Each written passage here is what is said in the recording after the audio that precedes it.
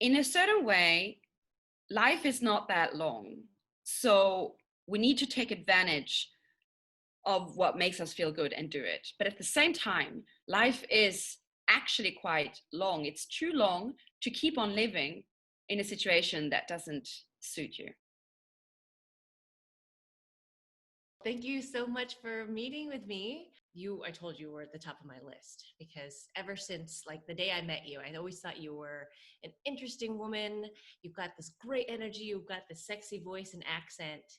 And just the presence that you have is very unique. And the life that you live is very unique. So I wanted to share you with my audience and share you with other people who might not know you, and also just give people some insight as to how you live your life and what your perspective on life is. I can give you the space to introduce yourself in any way that you want. Okay. Well, first of all, let me say thank you. And I feel very honored for those words, and right back at you, if you can say that. I also feel that ever since the first time we met, yeah, there was definitely this like very openness and warmth coming from you that's very attractive. So that was really nice. And I think anyway that it's a lot, about, without sounding too new agey, there's a lot about frequencies that we're vibrating on, right? And so when two people who are quite on a similar vibrant frequency, it just flows and you feel it, you recognize it in someone, right? Mm-hmm. So how to introduce myself? Well, I'm Charlotte. My name is Charlotte Skogsberg.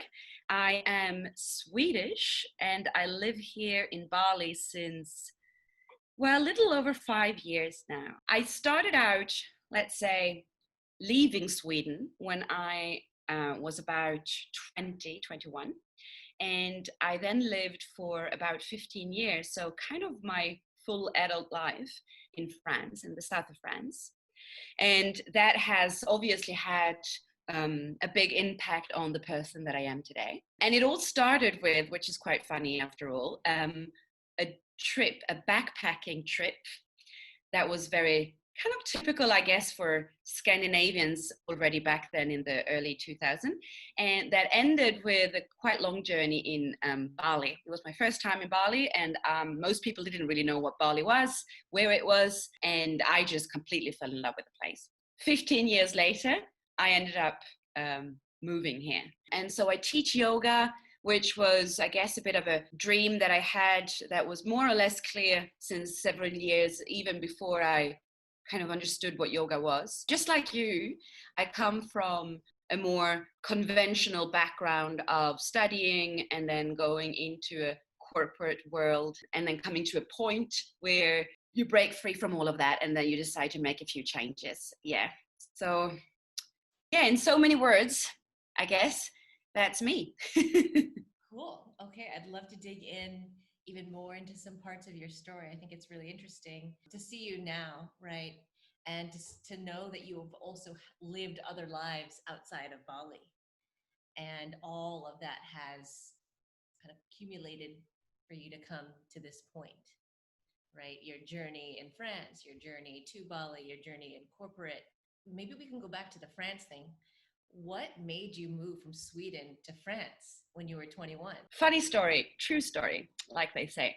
For different reasons, due to my family a lot, I had this idea of France being even quite young, kind of like an adoration a little bit for it. And then when I was a teenager, and I'd completely forgotten about this later on, my sister reminded me years later, but as a teenager, I would dream about living on the French Riviera, and I was completely amazed by Brigitte Bardot, who was this voluptuous goddess. There was an actress when she was younger in like 60s, 70s. She was gorgeous. And I was obsessed with her. I thought she was just amazing. Obviously, much later, because this was me in the 90s. And yeah, I had these dreams. I do think that is linked to it, even though I then forgot about it. And what happened was that when I was out traveling, and I was in Bali for the very first time, I encountered a company that's called Club Med that I had never heard of. being in Sweden. But it's one of those holiday companies, right? Well, all-inclusive hotels. It's a French company, and they exist everywhere, but they are rather French, I guess, because a lot of French people go there so that they can travel, but with the comfort of the French living and speaking French. And so I was just introduced a little bit to this possibility of making traveling your living. And I was just, oh my God, I have to get into this. And so I encountered some people from there. I did a little bit of work for them because they needed someone just who spoke English for a few weeks. And then when I got back to Europe, I spent the summer at a friend's place in Paris and was working in an English pub, and then applied for this Club Med company. And their office in London, because their office in France were obviously full of French people wanting to get a job, but their office in England hired me and sent me first to Ibiza, and I spent some time there, and then they sent me to the French Alps, so I did a season there. But it's a very particular kind of world, and when you're quite young and you're Swedish, it is a bit of a hit in the face, the kind of environment that you are asked to work in. So it was an interesting experience, but I didn't last very long. I did 2 not full seasons, which ended with staying in France, and I didn't really see an interest in going back to Sweden because I didn't really have any plans. So at that time, I kind of was just like a lot of things, I guess, that happened in my life. When you look at it later on, you see why, but in the moment, right, it feels like you just kind of followed the flow. And I just followed someone. I had met a boy and he was from the south of France, and I was kind of like, yeah, well, why not? I'll just follow him. I was 21 and carefree. And so I ended up in, more or less after a while, in Toulouse, which is a big city in the south of France. And that has a very international tone to it because it is also the headquarters for the EADS company, which is the group that englobes Airbus, which is the European version of Boeing in America, for instance, or Bombardier, which is smaller, I guess, but in Canada. So it's a very big company, and it has all kinds of Europeans working there. And it's also a big university city. And so it was quite, this dynamic place. And I ended up spending over 10 years in Toulouse. And for different reasons, I ended up then doing my university studies there. And I ended up, of course, then working there. And of course, I had just developed this personal life there that then corresponded much more to what I wanted in life than what Sweden was offering anyway, in my perspective, which means a more continental lifestyle, living down in the south, so warmer climate. And as a Swede, we probably had this vision as well that, the south of France was much more exciting than boring Sweden, right? And so because I always had dreamt of, ever since I was in high school, I was really interested in psychology. We had this introduction to psychology course in high school, which was very, very light, just basically introducing who Sigmund Freud was and how there's this idea of the I and then the super ego, as it's called, like the ego and the super ego and then the it, right? And just opening up to that world, I was amazed because it was this enigma of the human psyche. So I had the opportunity in France then to just register they have this way of doing it in university in France where you can just register for any course. But so I just emerged into the world of clinical psychology and psychoanalysis, viewed from the French perspective, studying it in French, which was very hard to begin with, obviously, because I was definitely not fluent in French by then. So that's how, in a way, I ended up, I think I've always, through my years anyway, afterwards, I've always had this strange link with France and French people. And even since I arrived in Bali, there's always been a lot of French around me. And so for some reason, I have a karmic link to them. I find it really cool how you were very light about your decision making. It's like, oh, well, I followed a boy and then that's what happened. And I spent 15 years. It's Yeah. so light. And in comparing the, like how we make decisions today, right? Yeah. I love how you were able to make some of these huge decisions with such lightness, just following your heart and making it easy instead of making it difficult. I think that's one of the beauties of the early 20s, isn't it? Yeah. And it's you haven't had too many back lashes, that you haven't had too many big issues maybe yet, and so you don't have that fear of like, well, I remember last time I made a big decision, or even like nowadays, obviously, where it's like, well, I'm not going to be that young for much longer, so it's important to make the right decision or whatever. So yeah, it's wonderful, isn't it? Early 20s, you're just like, yeah, let's do it, whatever.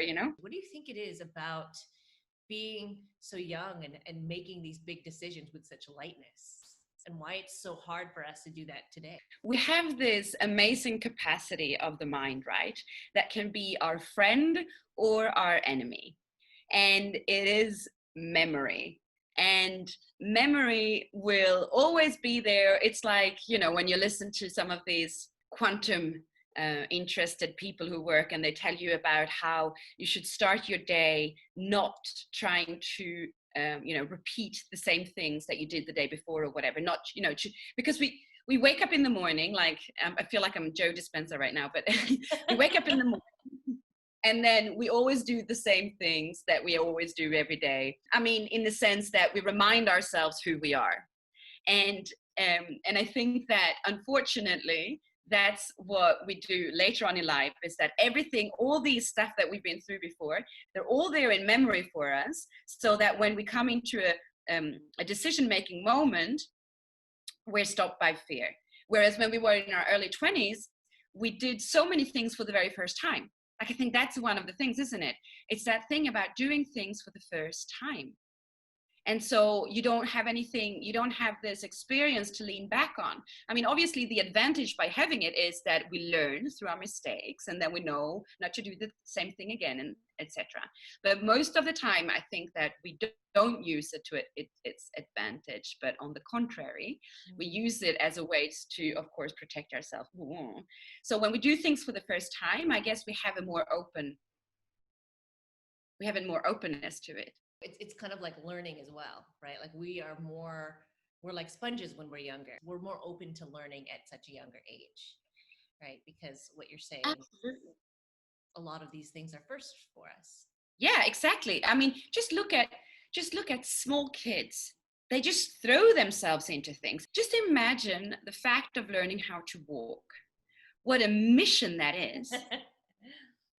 That probably, if we would have to take something with the same kind of importance as an adult, we would probably be so much more scared of just, throwing ourselves into it. Whereas as a kid, I mean, you fall over and you fall over and you fall over. Right. And still get up.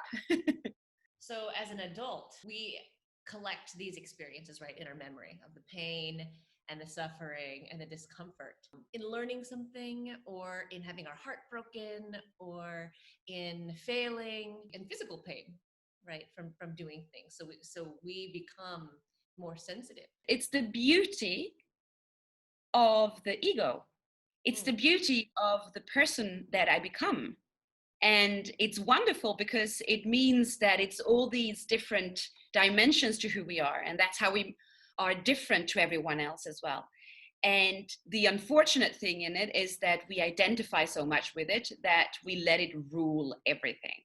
Mm-hmm. Which is why we then use it as a way to justify the narrative in our mind, to justify not doing things. Because if there's one thing we all have in common, right, is we don't want to hurt. We don't want to feel pain. And so anything that we can do that keeps us away from feeling pain, well, we will do it.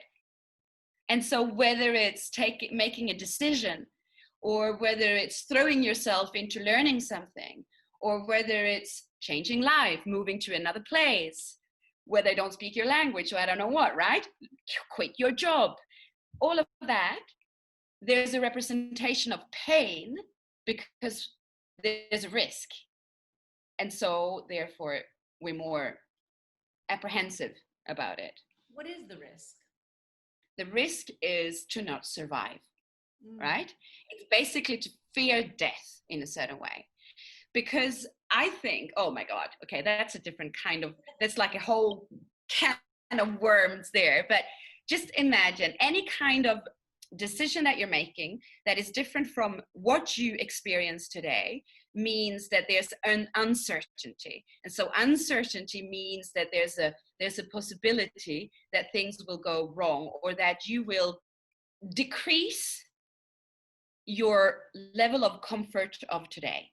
So basically, everything that we do, we will do it to avoid pain, of course, but we will do it because we believe somewhere that it will bring us uplifting or joy, or it's going to make it better. Like the reason that motivate us is to move forward. And so the risk is, what if it doesn't move me forward, but it sets me back instead? So the whole gymnastic of the brain there, maybe to work around that, would be, what if I could choose to see whatever happens? What if the outcome doesn't have to be the reason that I'm doing it? Okay, say more. What if the outcome doesn't have to be the reason that I'm doing it? Yeah. So for instance, imagine that I decided to make a big difference, like make a big change, like leaving my job for another or going somewhere else. And then I'm very attached to the outcome being the idea that I'm going to feel better in another job. And so, of course, there's the risk in that. So we're afraid of it, because what if I'm not going to feel better? What if it's going to be worse? So what if I then instead could say, maybe I can do for the sake of doing, because if I have this situation where I want to go from this job to another, it's because apparently I'm not happy in the job that I'm in, right? And so what if the move itself is the goal? If I'm less attached to the outcome, as in that the other job will be the solution to all my problems, then I can enjoy the richness of the experience of leaving the job. When we put too much weight on this potential outcome that may or may not happen, it might weigh us down so much to the point where we settle. Yeah, exactly. We don't find the energy or the motivation that we need to move us from point A to point B. Exactly. And I think that that's also key to why, when we're younger, it's easier to make those changes, because we don't really have enough substance or information about what the outcome would be. And we probably don't have a clear view on what it is that we're seeking in it anyway. So we're kind of more maybe in the present moment, doing for the sake of doing. Maybe also naive and thinking, well, in worst case, I'll just move home to my mom.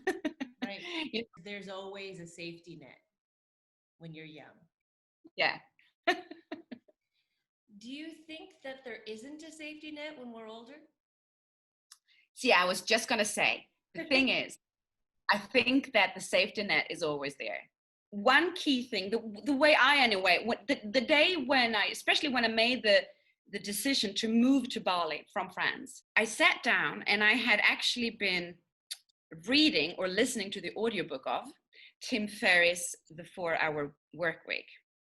And even though his book is quite business oriented, it can be very much applied to just personal challenging situations or changes that you want to make. And one of the things that he said was to write down worst case scenario. And then once you've written down the worst case scenario, then you can also justify it, like in the sense of, okay, what would be the worst case scenario in this situation? It would be this. Okay, so how can I respond to this already now? Like, how can I even it out? So I remember, for instance, then when I made that decision to move to Bali, one of my worst case scenarios was that, well, it won't work. I'll end up completely broke without a place to live and basically having to live under a bridge somewhere. And then how do I respond to that is, I will never end up living under a bridge, because there is always a solution. So in the worst case scenario, it would be, well, I guess you would just have to move back to Sweden and see if you can live with your parents or your sister or your brother for a bit. Because one of the good things with family is that even if they're maybe not thrilled to have you move in with them, there's this link where they would be like, well, I'm not going to let you die. Right. So that could be one thing, for instance. But it can also be, I remember I asked one of my friends, if it all goes downhill, would it be possible for me to come back and like sleep on your couch and eat macaronis until I managed to get back on my feet? She said yes. And what I'm saying is that there's always these ways of finding a solution to a situation. They might not look very attractive, these solutions of the safety net, but then you just have to come back to what is your priority.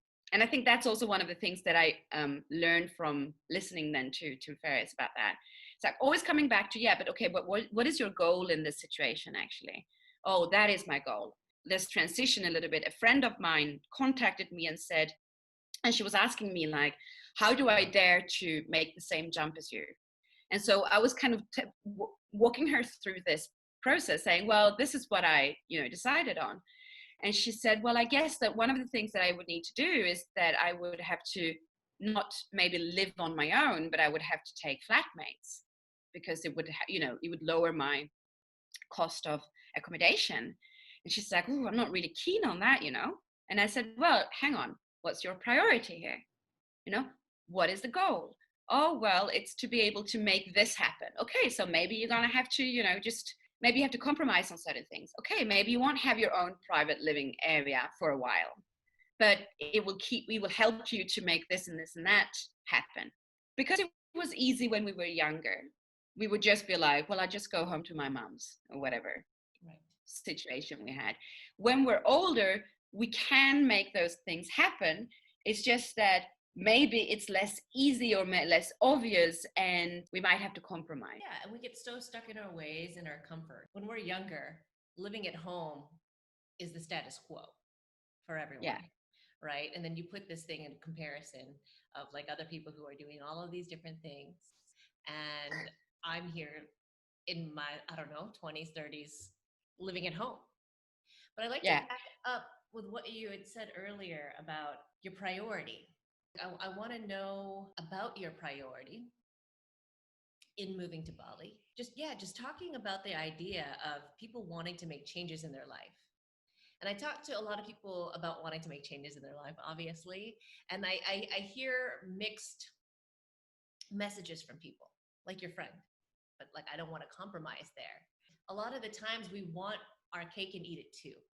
Like we want to we want to make this huge transition, but we're not willing to budge anywhere. So we end up boxing ourselves in, right? And feeling stuck with where we are, but not wanting, right, to make any movements in our lives to make space for this new change. Were you in France and then you decided that you wanted to go to Bali? What was that like? Well, from France to Bali, or the idea and then the actual move? I think that I was at a point.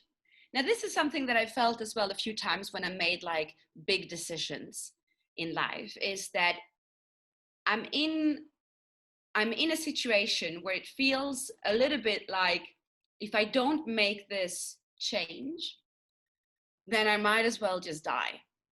And I know it sounds dramatic when I say that, but I think that on an emotional level, that's probably what it feels like, because you're in a situation which is so much maybe the opposite to what you would want to have, so that you make this decision, right?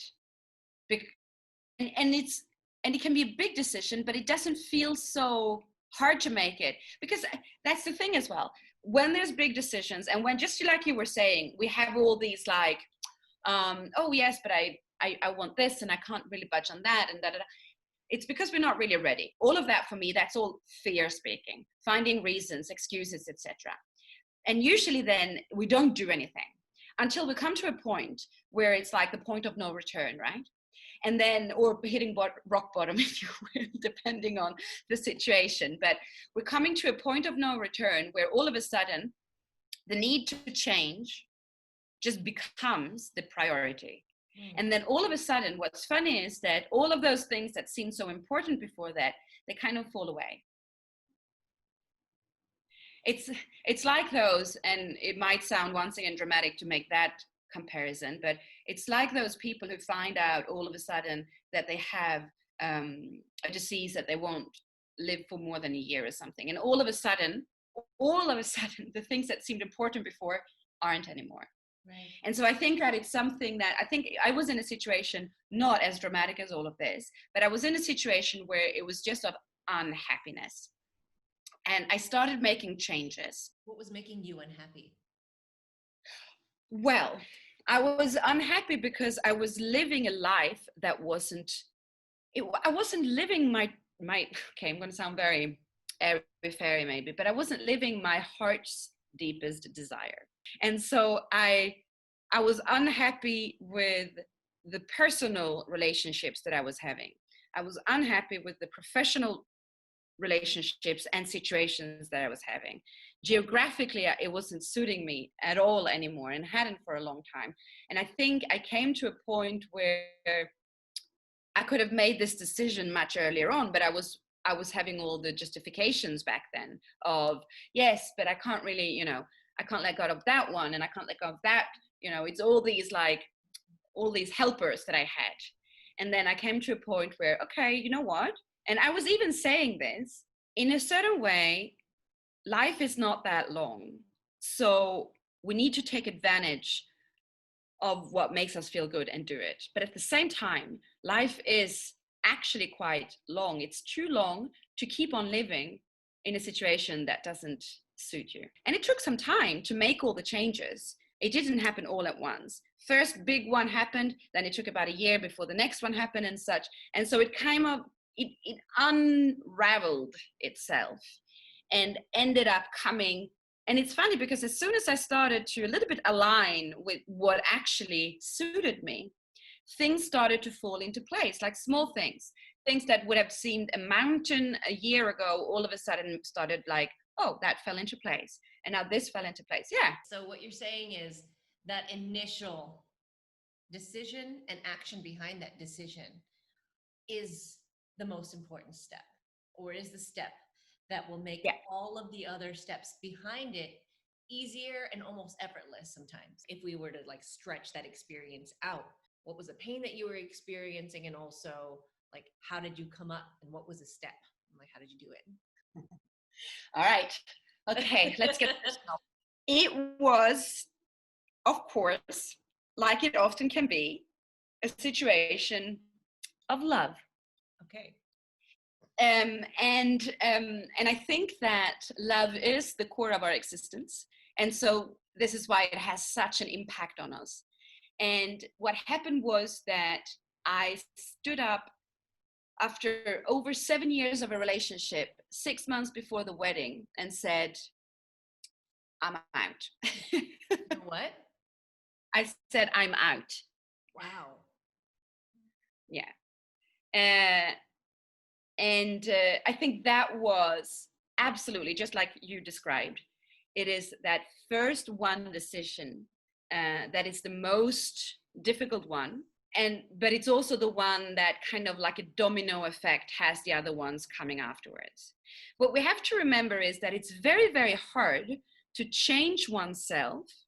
It's almost as if you would need someone with a different view to come in and make that change for you. Because it's really hard to change yourself when you're still in the same perspective. I think I get what you're saying, because it's just like, okay, like there's a desire to be like to evolve into a different person. But if you're still this same person, how do you make that leap from this person to that person, or this evolution, Exactly. this evolution of yourself? Like, how do you change shape if this is the shape that you're in right now? Right, exactly. There's a reason that they have that saying, always repeating the same thing, expecting a different outcome is the definition of crazy or whatever. Insanity, yeah, exactly. But the thing is, there's a reason that that saying exists, because I think that that's what we're doing so much. Because it's hard to be able to make the change since you are still the same. And which is why I think that it really needs to be, we need to come to a point, change is always possible. Yeah. But why, if it ain't broken, why fix it, right? And so as long as it kind of works, we can keep saying that we want change, but we're not really doing it. So we need to come to a point when there's no more option. Yes. Yeah. Yeah. That's huge. Right. And that's why they say like good is the enemy of great. Right? Yeah. Because if something isn't painful enough or uncomfortable enough for us to make the change, the risk might be too great. Like we've got to come to a point of like, fuck it, I'm going to jump. Absolutely. Absolutely. And I think that is why growth happens always from a place of pain. Yeah, Yeah, right? Yeah. But that's the beauty. It's the beauty in it, because the thing is, we wouldn't be able to see white if we haven't experienced black. Right. I hear you. And that's the thing. That's the unfortunate thing for people who want to avoid their pain. Right? They're avoiding seeing the light, right? Because they're avoiding seeing their dark. Their dark. Yeah. And we're so good at finding distractions for it. Yeah, like speaking of distractions, like right now with what's happening, like at the time of the pandemic and shelter in place and social distancing, we are able to look at our situation with a different lens. And things might be magnified, like the way in which we distract ourselves. Maybe some of our distractions are taken away from us. Or maybe we are diving headfirst or deeper into our distractions. Some of the things that I think that one of the things that we do is that we become very much onto social media during these times. So I think that that's definitely in a way a distraction that we've been like just deepening even more into it. And there's advantages obviously to it and inconvenience as well. And I think that in any case, we probably need to go, I'm sure that we've all experienced that. We have the whole day then, or how many days we have sitting at home. And then so we're distracting ourselves with the social media or with, whether it's Instagram, Facebook, Netflix, and all of that. But the thing is, we come to a point as well where it almost makes us feel a little bit nauseated. And that's when we kind of turn away from it, I guess, and just go, I'm just going to sit, or I'm going to read a book or whatever, which is, I guess, in a way, a distraction as well. But it's not a distraction where the mind is passive. I find that it's a different kind of distraction. We're actually deciding actively to occupy the words on the page, right? That's also a situation where we choose to indulge in it until it kind of makes us a little bit sick. And that's when we then move away from it. And then, if possible, the situation can be quite good, because then we might actually turn our attention inwardly. We might actually start to tap into some stuff that we don't really allow ourselves to do otherwise. Okay. So the journey that you're sharing is indulging to a point of feeling like repelled by the situation or nauseated or like even disgusted, right? Like I don't want to do this anymore. And then now there's a journey into back to ourself, right? Well, the first layer is let me just go indulge in this distraction for a minute. Okay. And then when I've done that, I can settle in to myself. Yeah, because I think anyway, like that feeling of disgust or whatever it can, that comes up, why are we getting it? Well, we're getting it, I guess, because actually somewhere we feel that it's not the truth. It's not who we are. It's like overeating candy or something, and then you get sick of it. Because somewhere we know that it's not the right medicine. We know that it's not what's good for us because we can feel it quite obviously. Yeah. We feel disconnected to ourselves. Yeah. We feel empty. What is it about needing to experience that though? Needing to push up against that edge of discomfort or disgust, right? In order for us to get back to ourselves. I think it comes back to what we were saying just earlier. It's this thing that as long as we can avoid pain, we will do it. And we find anything to avoid it. And if it's not broken, let's not fix it. So we keep going. But I think that there's also at the same time this drive inside of us that wants liberation, that wants to actually get to the feeling state of, happiness. And so that drive will also push us, be like, okay, keep going, go into it. When we come to the point where the point of no return is, where we feel the breakdown or we feel the disgust or whatever it is, only then are we in a situation where we cannot lie to ourselves anymore. Right. So it's that pain, right? Like we've got to bump up against it. You can't, like, it's not natural, is what I'm hearing, to go from, okay, we're in this pandemic, I'm just gonna like zen out. No, it's not natural for most of us. I don't think it's natural for anyone, to be honest. And I think that that's where we find the very typical spiritual bypassing, which then actually ends up being just another way to distract yourself. Okay, tell me more about this. I've been hearing about this term, spiritual bypassing. There's emotional bypassing too, is what I've also heard. Yeah. I think it's when you take something that originally you would like to use as a way to make yourself feel better or to achieve this liberating sensation, but then you're not really willing to do the work. So instead you turn it around and it becomes the same distraction as everything else is. And then you actually use it, you project things into it instead. And so typically when it comes to spirituality, for instance, it's and you see this in all these people who are wanting to seem so righteous, and they haven't, maybe the typical of the guru, bad sense of the word, is wanting to live that way, but haven't actually done the work inside. And so therefore ending up projecting all the negative stuff on oneself, all the shadow side of oneself that you don't want to acknowledge, projecting it out on other people, for instance. We live in a world today where everything goes so fast. And then we have this idea that yoga is going to be the liberation. And we have these images of the perfect yogi and, and it's no issues anymore and so serene and all of this. And so we want to have it now, but we don't want to do the work. Right. And so we're trying really hard and then we're failing. And then we feel like that's, oh my God, I can't do this. And then we're trying even more and whatnot.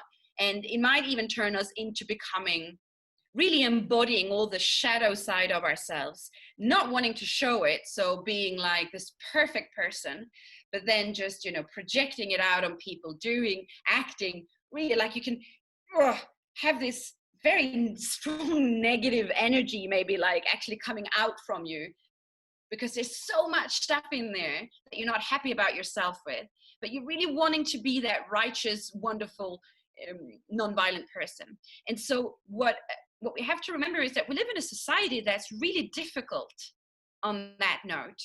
And we've never been taught to deal with our emotions because we have never been taught that emotions are actually essential to us.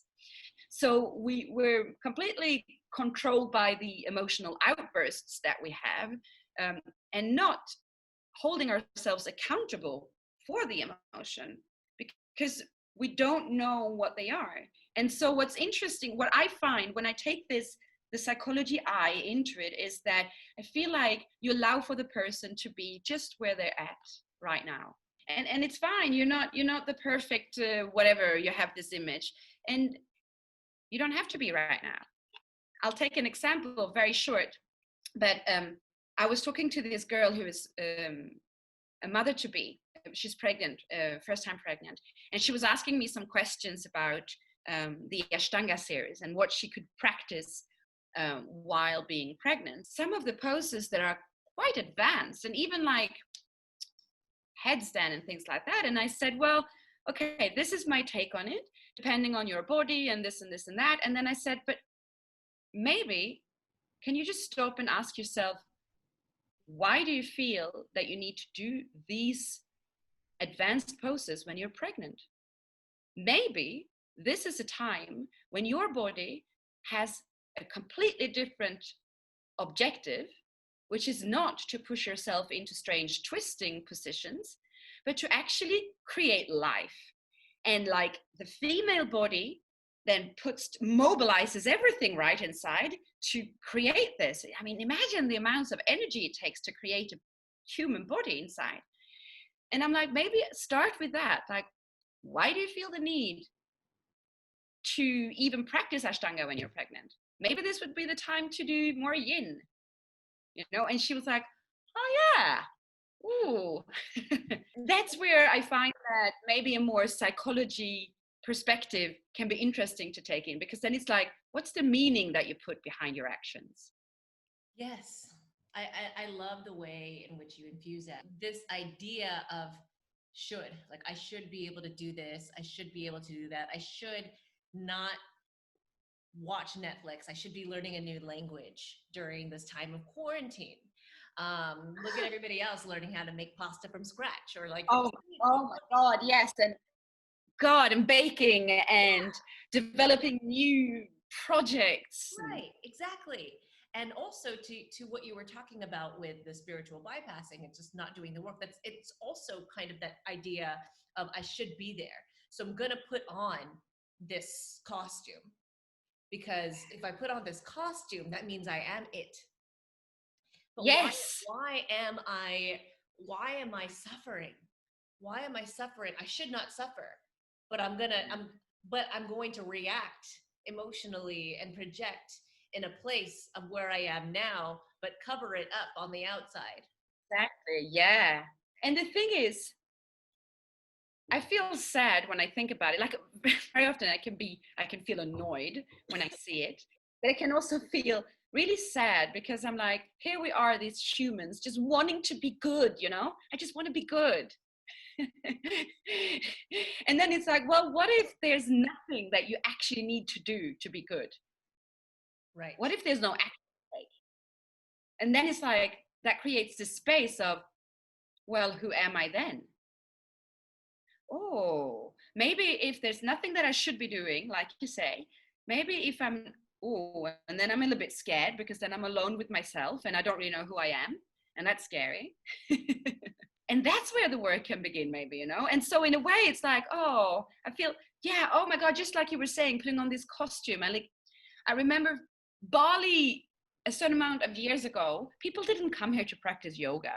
You know, it's not as if this was like a typical place to come and practice yoga. Actually, it's not like the Balinese Hindus practices yoga. It's you know, that's got nothing to do with it. This is all Western stuff coming with, you know, starting a little bit from Eat, Pray, Love and whatnot, and then you get all these girls, right, who arrived. And what they really wanted was to meet that Brazilian who, you know, who runs them over with their car when they're out bicycling in Ubud. And they're walking around. My friend has lived here for a while, Saffron. She told me she would literally see girls walking around with Eat, Pray, Love under the arm in Ubud, as if it was the Lonely Planet guide, you know. And they got their mala beads and they got their yoga pants, you know. And so, yeah, that's it. That's the spiritual bypassing. And it's just, I find this like, what are the attributes I can use? And then I will be it. And at the same time, it's so sad because it's like, well, actually, it's almost the opposite you need to do. It's like, take them off instead. Let's not define ourselves. There's this vulnerability, though, right? In being ourselves. There's this vulnerability because you were talking about, we're not taught how to be with our emotions. We're not taught to accept ourselves as who we really are. We see in the world of especially social media that people get rewarded for achievements and success and positivity. So when we aren't embodying that, there's something wrong with us. And they Yeah. never really meet us where we are. Yeah. So true. Like this whole with good vibes only. Yeah. That's so toxic, I find. Yeah. Because it's exactly what our parents taught us. That is, if you're being difficult, I don't want to deal with you. It's exactly that. So don't be a sour patch, or you'll have to, either I'll give you something, a sweet, a candy, something to make you distracted and happy about that, or I'll send you to your room because I don't want to deal with it. And that's exactly what it means when it's all like, you have to be positive and you have to be this. Kind of what we were saying, or I guess like trying to like tie this idea in of like, instead of thinking that going the fast route, like putting on the costume and saying that I'm this now, and suffering and having to go backwards anyway and doing the work, or having to first undo all of the damage that you might have done to yourself and the people around you. The way, the true way, is to be where you are and progress from there. Accept where you are and progress from there. Yeah, exactly. Like my teacher said, I love it when he said that. He was like any journey, you can only start from where you are. Yeah. So start there.